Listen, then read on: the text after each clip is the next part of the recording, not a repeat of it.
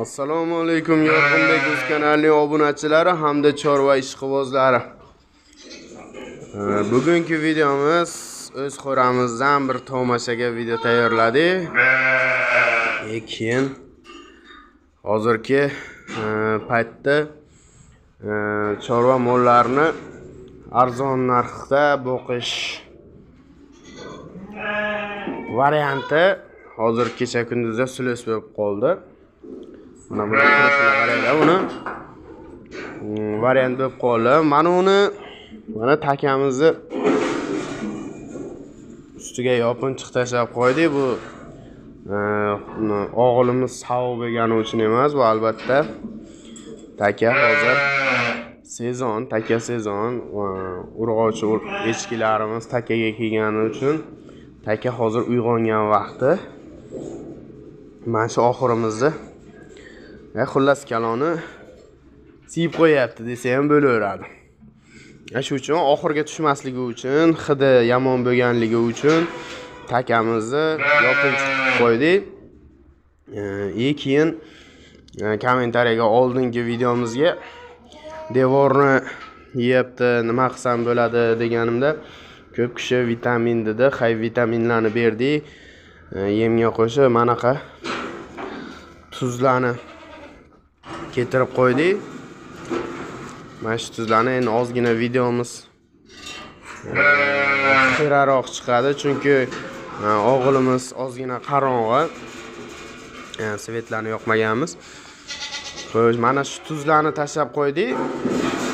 Kitobi mana shu tuz qo'ygin degan obunachilarimiz ham maslahat berdilar. Mana shu uchun qo'ydik. Bu tuzni bu qo'ylarimiz, mana sog'liqlarimiz, qo'ylarimiz hech narsa qilmagan, echkilar tishlab oxirga tovlab urib, ezib tashladi. Mana shu uchun mana bu nimaga olib qo'ydik. Mana endi hozir sizlarga boshlaymiz zavtragini. Ya'ni o'sha aytib o'tgan sulushni berishni. Mana bu qo'ylarimiz sulushni yemabdi, katta bo'lgani uchun buni supurib tashlaymiz hozir. Boshqatdan yangi xalta ochib beramiz.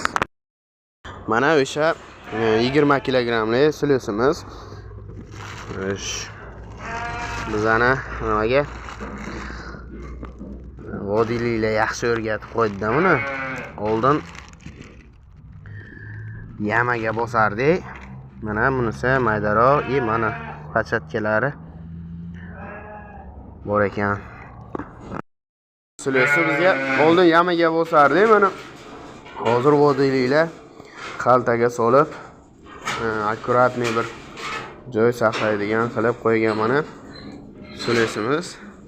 Ko'rdingizlar, yangi 20 kilogramlik xaltani ochdik. Mana ichlariga manaqa donlari ham bor. Mana bu yem hisobiga ham ketaveradi deb o'ylayman. Bu meni fikrim albatta. Mana mobillarimizga